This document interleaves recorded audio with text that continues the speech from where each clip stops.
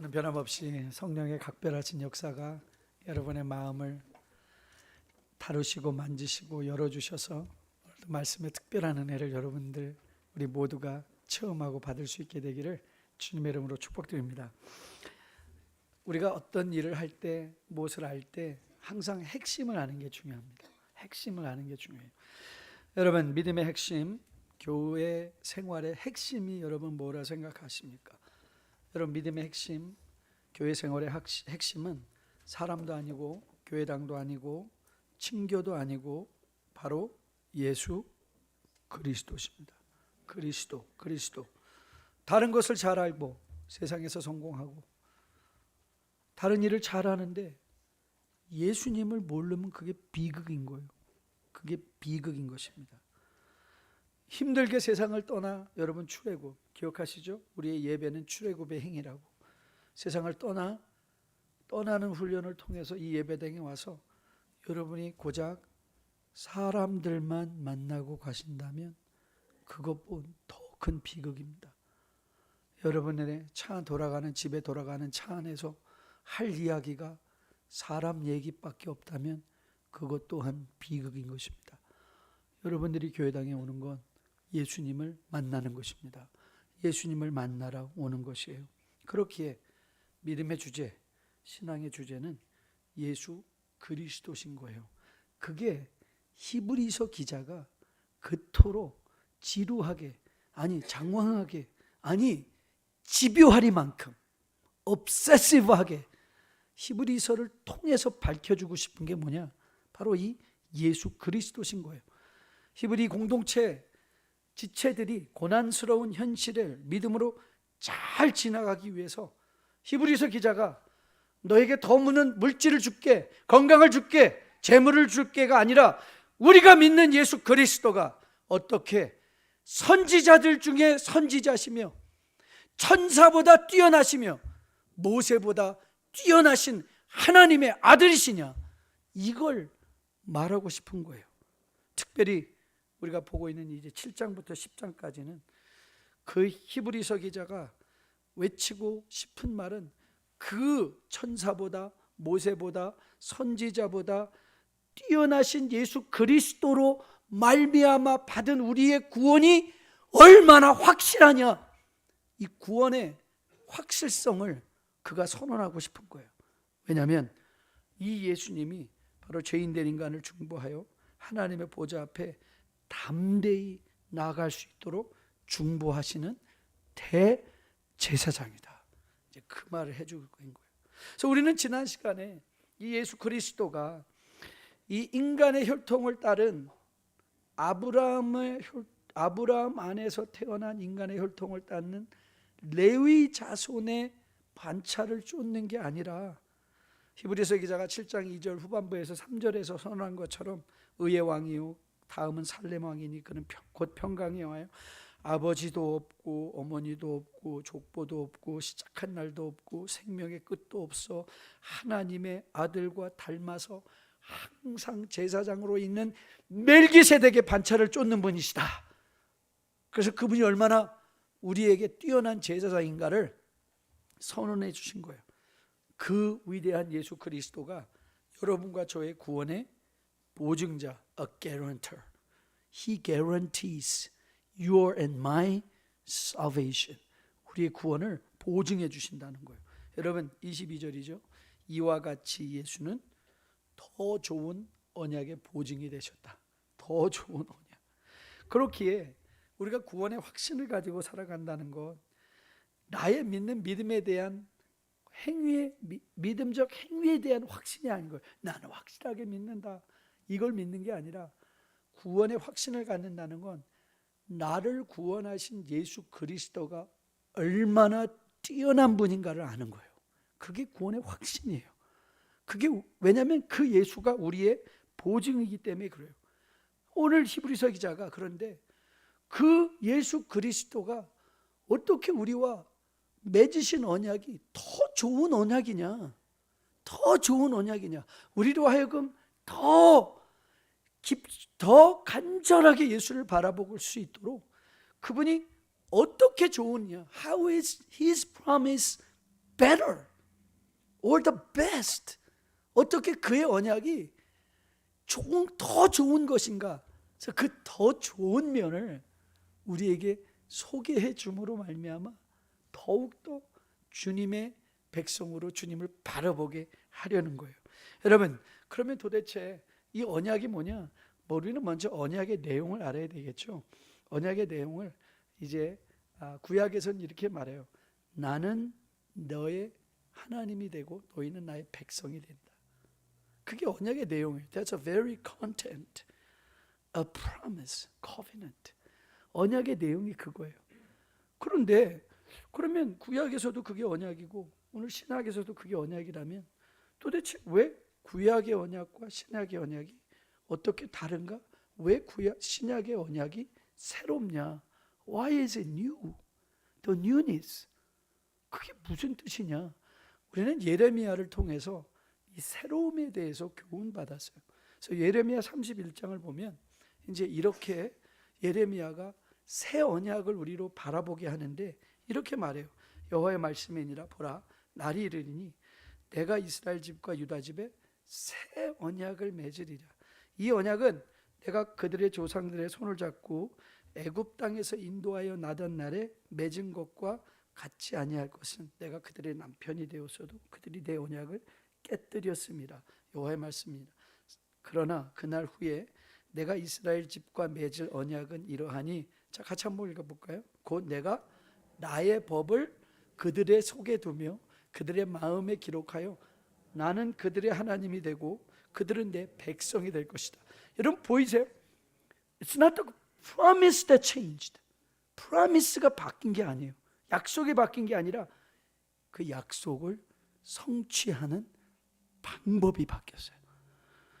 출애굽께서 너희들이 이 말씀에 순종하면 내가 너의 하나님이 되고 너는 나의 백성이 될 것이다. 그런데 인간이, 여러분 구약이 우리에게 증거하는 게 뭐예요? 어떤 인간도 하나님 앞에 이 율법을 온전하게 순종할 수 없더라는 거 아니에요. 그래서 하나님이 하신 일이 뭐예요? 내가 내 법을 그들의 마음판에 친히 새기겠다. 그래서 이 말씀이 어떻게 성취됐어요? 말씀이 육신이 되어 우리 가운데 거하시나니 우리 안에 장막을 치고 들어오셨다. 그래서 여러분 이 성경이 어떻게 이렇게 유기적으로 연결되는가? Organically connected. 그러니까 여러분이 성경을 많이 읽으셔야 되는 이유가 뭐냐면 여러분 성경은요 이게 다 연결이 돼 버린다니까요. 근데 이거 성경을 모르면 어떻게 연결되는지 모르는 거예요. 출애굽기 19장의 그 약속이 어떻게 예레미야 31장에 와서 이것이 새로운 언약이 되었고 이 새로운 언약이 어떻게 요한복음 1장에 와서 우리에게 성취되어서 그 법 대신 내가 내 법이라고 했을 때 그 로고스 대신 예수 그리스도가 우리의 마음판에 새겨졌다. 이럴 때 예배 안 아멘 안 하시면 뭔지 알아요. 너무너무 답답해요. 이럴 때 아멘 팍 때려주시는 거예요. 그럼 이게 박자가 탁탁 맞는 거예요. 이 법이 하나님께서 친히 예수 그리스도를 통하여 우리에게 새겨진 그분이다. 그런데 이제 오늘 히브리서 기자는 거기에 한 걸음 더 나아가길 원해요. 그렇구나, 예수님이 좋구나, 이것만 말하고 싶은 게 아니라 이 예수님이 어떻게 좋으시냐? How is it so good to us? How is it so good? 더 좋은 언약의 보증인데 그분이 어떻게 좋으시냐? 새 언약이 어떻게 우리에게 좋은 것이냐? 이제 그 말을 해주는데 가장 먼저 히브리서 기자가 말하는 새 언약의 그 언약은 영원한 것이다. 영원한 것이다. 자, 오늘 본문 21절입니다. 21절. 그들은 맹세 없이 제사장이 되었으되 오직 예수는 자기에게 말씀하신 이로 말미암아 맹세로 되신 것이라. 주께서 맹세하시고 뉘우치지 아니하시리니 내가 영원히 제사장이 되었다. 영원히. 여러분 한번 상상해 보세요. 여러분 영원이라는 게 뭐죠? 영원. 이 영원이라는 것이 단지 끝없는 긴 시간을 가리키는 건가요? 우리가 영원이라는 이 컨셉을 이해하는 게 왜 어렵냐면 우리가 영원하지 않기 때문에 우리는 알 수가 없는 거예요. 저희가 좀 아쉽지만 이번에 아카데미 사역에 제가 생각한 만큼 지원을 안 하셨더라고요.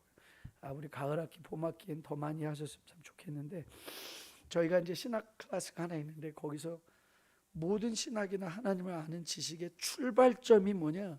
지식의 출발점은 알 수 없는 하나님이에요. unknowable God. 하나님은 인간의 말로 결단코 표현될 수 없는 거예요. 아니 우리가 인간의 언어로 다 표현되는 하나님이라면 인간의 언어가 신보다 뛰어난 거죠. 하나님은 창조주시기 때문에 피조물이 이해할 수 없는 그 영역이 있는 거예요. 그 중에 하나가 뭐냐면 영원하다는 거예요. 영원해요. 그런데 그럼 성경이 왜 인간들이 이해도 할 수 없는 도대체 이런 영원이란 개념을 등장시키냐? 영원한 대제사장이다. 그럼 도대체 그 말에 무슨 뜻으로 우리에게 말하는 거냐? 여러분, 성경이 영원을 언급할 때는 시간적인 개념으로서 언급하는 것이 아니라 사실은 형태적인 설명을 하고 싶은 거예요. 무슨 뜻이냐고요? 영원하다는 건 변하지 않는다는 거예요. 변하지 않는 것. 영원한 건 변하지 않는 거예요. 그래서 하나님의 약속이 왜 더 좋냐? 그리스도를 통하여 여러분들에게 확인되어지는 구원이 왜 더 좋은 것이냐? 이게 영원한 약속이다. 영원한 구원이라는 거예요. 여러분, 자 본문 23절 24절 말씀 보세요. 자 본문 23절 24절 같이 한번 읽어볼까요? 제사장 된 그들의 수요가 많은 것은 죽음으로 말미암아 항상 잊지 못해. 이게 잠정적인 거예요. 제사장은 죽어버리잖아요. 그러니까 항상 구약의 레위 혈통을 쫓은 제사장은 그것이 레위라 이 아론이라 할지라도 모세라 할지라도 죽어버리고 말았잖아요. 그런데 자 24절 같이 읽습니다. 예수는 영원히 계심으로 그 제사장의 직분도 갈리지 않는다. 들리세요? 갈리지 않는 것, 변하지 않는 것, 그게 영원하다는 거예요. 그래서 히브리서 기자가 이 영원히 예수는 영원히 계신다라고 할 때 영어 성경을 보면 영어 성경이 영원하다는 그 표현을 아주 적절하게 헬라어 개념으로 이렇게 번역을 하는데 because he continues forever. He continues forever. 그 영원인 거예요. 계속해서 지속되어지며 변하지 않는 하나님의 약속인 것이죠. 여러분과 저의 구원을 왜 확신할 수 있는지 보이십니까? 여러분, 우리는요, 만약에 우리의 구원의 확신이 나의 감정이라면 여러분, 하나님도 귀찮아질 때가 있죠. 여러분 아니세요? 역시 일부나 다름이 없군요. 여러분들은 아주 뛰어나세요. 우리 뉴라이프 최고예요. 그런데 저는 그렇지 않아요. 어느 날 때로는 자식도 배우자도 귀찮아지듯이 하나님도 귀찮아질 때가 있더라고요. 성경 읽는 것도 귀찮고 기도하기도 쉽지 않고.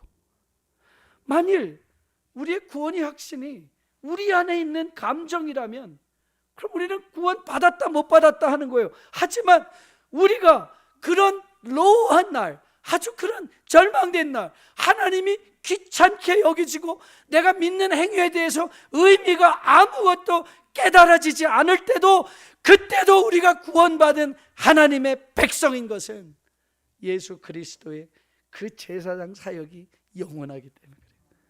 변하지 않기 때문에. 저는 여러분과 저 이 예수 그리스도를 바라보며 이 구원의 확신을 다시 한번 확인받는, 이 더 좋은 하나님의 약속을 확인받는 복된 이 시간 되기를 주님의 이름으로 축복드립니다. 그뿐만이 아닙니다. 왜 그리스도가 우리와 맺은 언약이 영원함으로 좋을 뿐만 아니라 더 좋은 이유는 뭐냐면 그리스도가 무죄하시기 때문이다. 그리스도가 무죄하시다. 자, 본문 26절 27절 말씀이에요. 자, 같이 한번 읽어보겠습니다. 26절 시작. 거룩하고 악이 없고 더러움이 없고 가출고 죄인에게서 떠나 계시고 하늘보다 높이 되신 것이라. 그는 저 대제사장들이 먼저 자기 죄를 위하고 다음에 백성의 죄를 위하여 날마다 드리는 것 같이 할 필요가 없으니 그가 단번에 자기를 드려 이루셨다. 그러니까 예수님의 사역이 독특한 이유가 어디 있는가? 예수님은요 대제사장일 뿐만 아니라 그가 친히 제물 또한 되신 거예요. 구약의 동물의 무죄한 동물, 무흠한 동물의 피를 가지고 제사를 드려봤자 그 제사의 효력은 드렸을 때뿐이고 1년 후에는 또 해야 되고 내가 다른 죄를 드리면 또 동물을 잡아야 됐지만 이제 동물의 무함이 아닌 무죄하시고 거룩하시고 완벽하신 예수가 친히 자기 몸으로 제물이 되셔서 단번에 여러분과 저를 위하여 드려짐으로 말미암아 그 예수 그리스도의 무죄하심을 통하여 이제 우리의 구원이 보증되었다. 보증되었다. 제가 이렇게 두 번 할 때 뭐 하라는 거예요? 보증되었다. 맞아요. 보증된 거예요. 뭐 이렇게까지 하면서 제가 해야 되는 거예요. 제가 이제 한국, 미국 정치 뉴스를 안 보기로 했어요. 좀 헷갈리기 때문에 그래요. 헷갈려요. 분명히 같은 사건인 것 같은데 말하는 게 너무 다른 거예요. 저쪽에서 말을 하면 마음에 공분이 일어나고 그래 맞아 네가 맞아. 근데 이쪽 말 들으면 wait a minute 이것도 아닌 것 같은데 그런 생각이 막 헷갈려요. 근데 그 퍼져 있는 것 제가 그 양쪽의 사람들의 말을 다 들으면서 다들 마지막에는 그 말하는 것 같더라고요. 야 니나 잘해라 니나 잘해. 서로에게 다 그래요. 그래서 그게 뭐예요? 내로남불이에요. 내가 하면 로맨스고 남이 하면 불륜이라는 거예요. 제가 젊어서 제가 오랫동안 설교를 했는데 매주 설교를 시작한 게 이제 92년도에 교회를 개척하고 매주 설교를 하기 시작했는데 젊어서 설교가 정말 힘들었어요. 자신이 없었기 때문에 그래요. 그런데 그 자신이 없다는 건 아니에요. 그 설교의 내용에 자신이 없었나? 아니에요. 저는 제가 젊었을 때 한 설교의 내용이 더 좋은 것 같아요. 왜냐면 머리가 팍팍팍 돌아가고 책도 그냥 막 젊어서 막 눈도 피곤하지 않으니까 엄청 읽고 엄청나게 좋은 설교들을 준비했는데 왜 자신이 없냐? 그 유창한 설교를 하면서 제 안에 이런 생각이 된 거예요. 야 너도 못 사는데 그거 설교할 자격이 있어. 그런 생각이 드는 거예요. 여러분 이해가 되시나요? 이해가 되시나요? 내 자신에 대한 불신이 있는 거예요. 너나 잘해, 너나 잘해. 그런 생각. 여러분 이제 이게 이해를 제가 시켜드릴게요. 부모님들이 자녀들한테 너 공부 열심히 공부하는 사람들이 있죠. 대부분의 그 말하는 사람들 부모들은요, 지들이 젊어서 공부하는 사람들. 그런 사람들이 맨날 잔소리예요. 그러니까 후회되니까 잔소리하는 거거든요. 왜 그런 거 있잖아요. 아니 내가 못했기 때문에 내가 맨날 이렇게 성도들한테 얘기하는 건가? 그러면서 여러분 여기 있으면요 여러분의 시선이 다 저한테 와요. 그러면서 제가 막 설교를 하면 성도님들이 그러는 것 같았어요. 젊어서 더 그랬어요. 너나 잘하세요. 눈을 팍 부릅뜨고 너나 잘해. 그래서 제가 한번 이런 결정을 했어요. 그래 내가 할 수 있는 것만 내가 살 수 있는 것만 설교하자. 이야 그랬더니 설교할 게 없는 거예요. 설교할 게 없어요. 그런데 하나님이 깨닫게 해주셨어요. 하나님이 어느 날 어떤 깨달음을 주셨냐면 설교는 내 이야기를 하는 게 아니라 예수님 이야기하는 거예요. 예수님 이야기. 제가 오늘 여러분들의 앞에 서서 여러분 회개하십시오.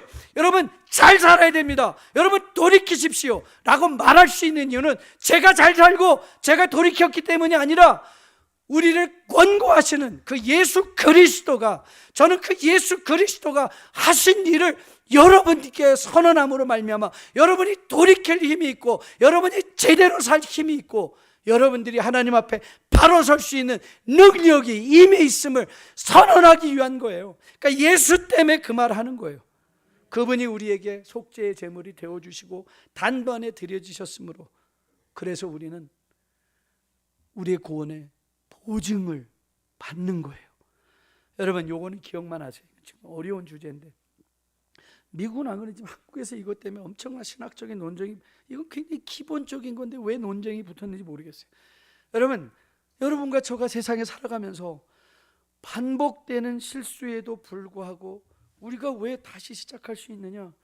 왜 우리가, 제가 여러분을 다시 시작하라고, 괜찮다고, 다시 하시면 된다고 격려할 수 있는 이유가 어디 있는가? 이건 그리스도의 적극적인 순종, the active obedience of Christ.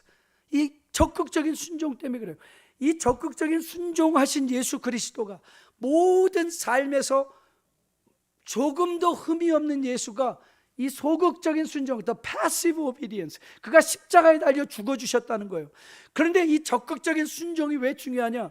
여러분, 이 적극적인 그리스도의 순종으로 말미암아 그리스도가 여러분과 저에게 마치 죄악된 아담과 이브를 위하여 동물을 잡아 그들의 벌거벗은 몸을 가죽옷으로 덮어주셨던 것처럼 이제 여러분과 저의 삶은 그리스도 보혈의 공로로 말미암아 그리스도의 적극적인 온전한 순종으로 말미암아 덮여졌다.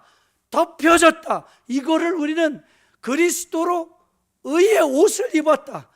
신학적으로 얘기되면 그리스도의 의가 이제 우리에게 전가되었다, 이 말이에요. 전가되었다.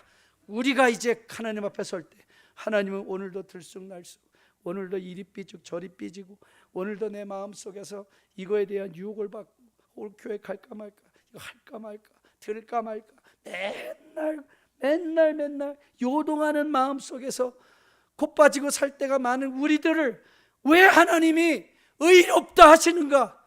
그건 우리가 잘나서가 아니라 우리가 입고 있는 그리스도 의의 옷 때문인 거예요.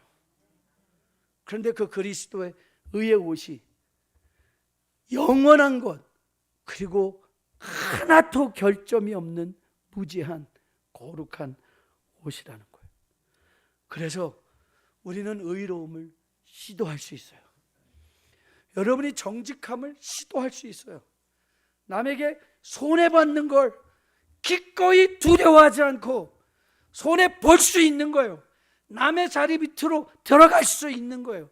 항상 높이 되어만 되는 게 아니라 낮은 곳에 있으나 높은 곳에 있으나 내 마음의 인격에 전혀 변함없이 동일하게 친절하고 동일하게 온유하고 동일하게 감사하며 동일하게 기뻐하는 것, 낮은 곳에서나 높은 곳에서나 우리가 그런 삶을 살 수 있는 이유는 우리가 그리스도 무지하신 그 의로 전가되어 의로움을 추구할 수 있는 주의 백성이 되었기 때문이에요. 여러분, 세상은 여러분을 끊임없이 정죄할 거예요. 야, 너 그러고도 교회 다닌다고 하셨어. 너 그러고도 예수 믿는다고 하셨어. 여러분, 그때 주눅 들지 마시고 이렇게 말하세요. 그래, 나는 부족하다. 그래, 나 죄 짓는다. 나 그래서 예수 믿는다. 내일 두고 봐라. 나는 그리스도의 의로운 일에 더 그리스도의 장성한 분량이 충만할 때까지 나 자라갈 거다. 그렇게 선언하세요. 세상에 대해서 나는 지금 자라고 있습니다. 나는 지금 성숙하고 있습니다. 나는 그리스도의 장성한 분량이 충만한 대로 나아가고 있습니다. 저는 여러분이 무죄하신 예수 그리스도로 의의 옷을 입었기에 이런 구원의 확신을 가지고 더 거룩한 삶을 살아내기로 작정할 수 있고 결단할 수 있는 뉴라이프의 복된 백성들 다 되기를 주님의 이름으로 축복드립니다. 자, 이 영원하시고 무흠하심으로 우리와 언약을 맺어주시고 언약의 보증이 되신 예수 그리스도가 그뿐만 아니라 이제 우리의 중보자가 되어주신대요. 이게 정말 놀라운 하나님의 약속의 말씀이에요. 여러분, 한국말 중에 이 그림의 떡이라는 말이 있잖아요. 좋은 거예요. 근데 가질 수 없어요. 누릴 수 없어요. 그게 그림의 떡이야. 맞습니다. 여러분, 구원 좋아요. 예수님의 의 다 좋아요. 그렇지만 그게 그림의 떡이라면 그게 고생스럽고 힘든 삶을 지나가고 있는 우리의 삶에 도대체 무슨 의미가 있냔 말이에요. 그런데 그 예수 그리스도의 그 더 좋은 언약의 보증이 단지 영원하시고 무음하시고 거룩한 것뿐만 아니라, 자 25절이에요. 25절 같이 한번 읽어볼게요. 같이 한번 읽습니다.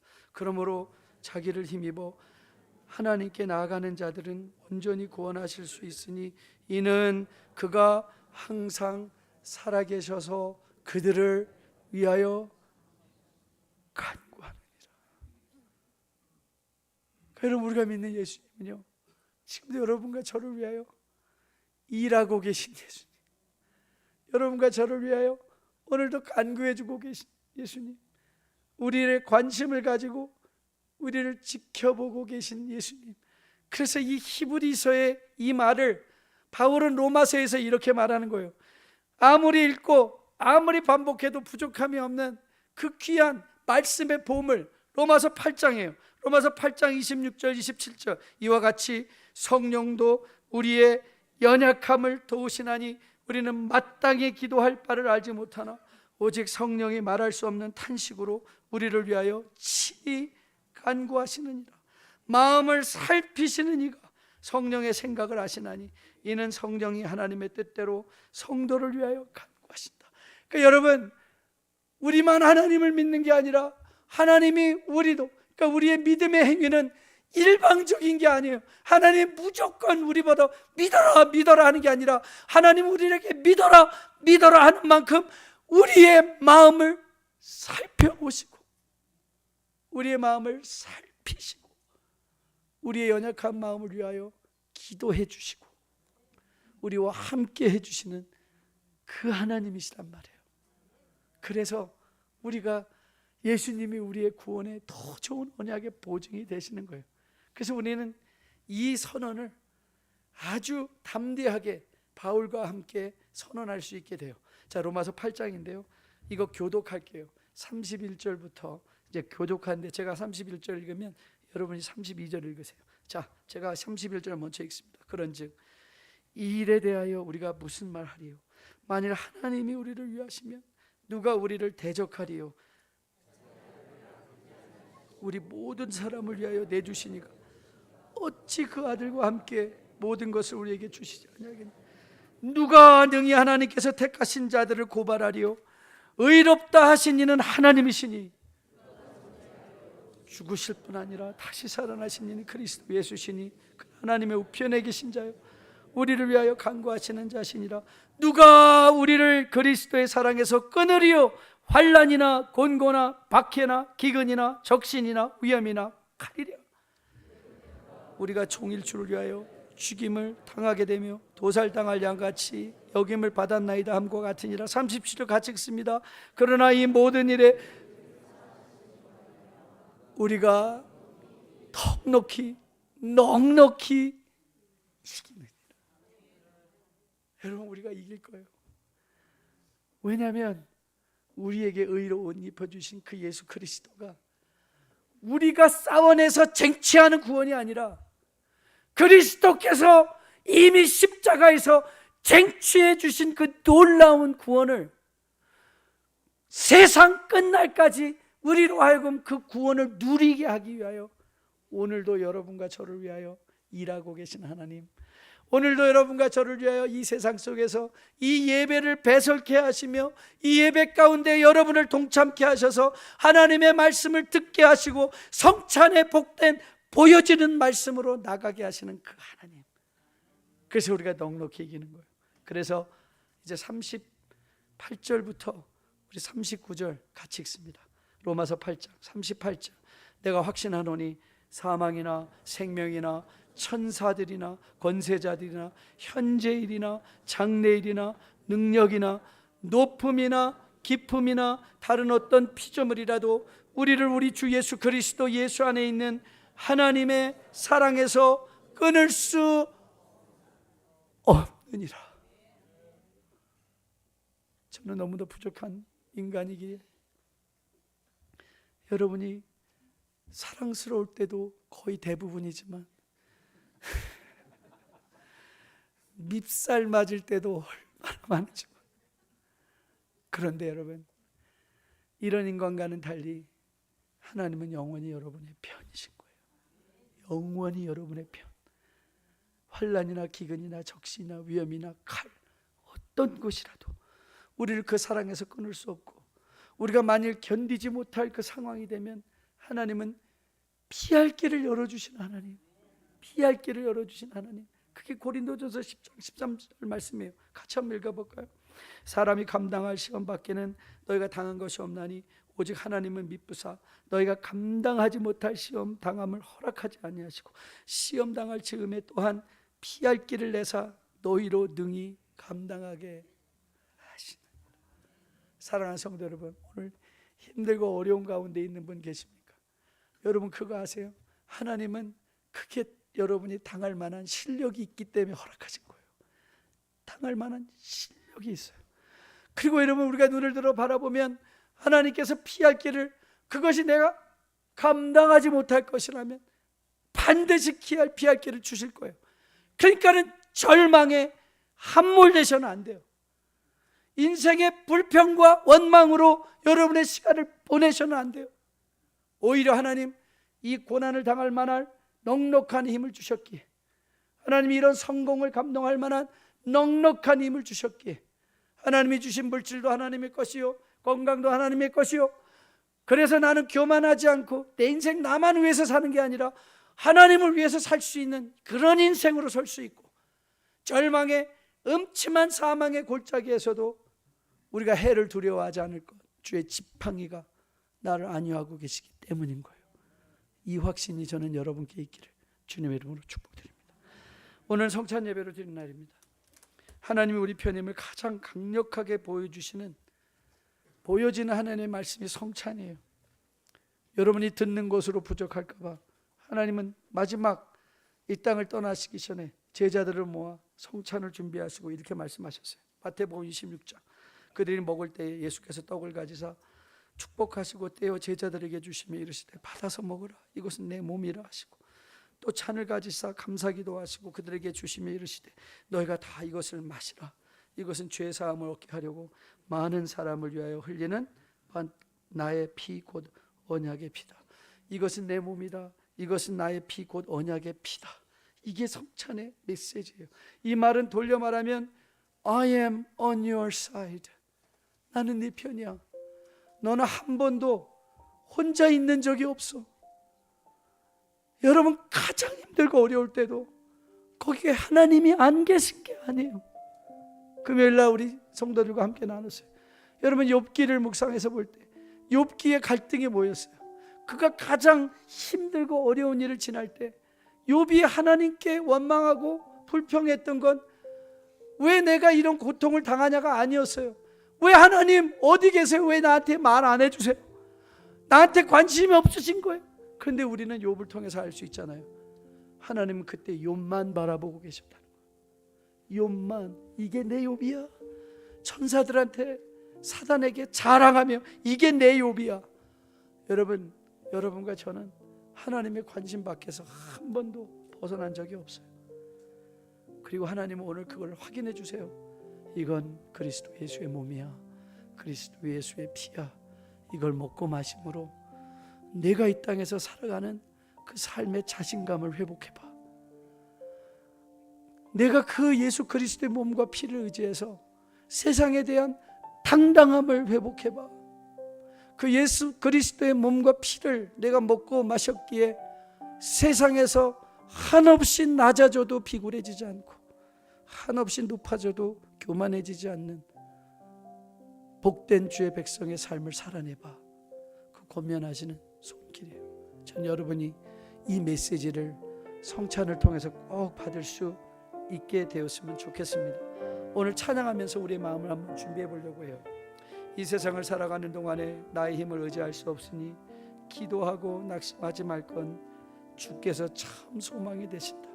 오늘도 성찬으로 여러분에게 다가가시며 여러분에게 참 소망이 되신 예수 그리스도를 들려진 말씀뿐만 아니라 보여지는 말씀으로 여러분에게 다가오시는 예수 그리스도를 이 성찬을 통해서 꼭 만날 수 있는 여러분 되시기를 주님의 이름으로 축복드립니다. 함께 찬양해 볼까요?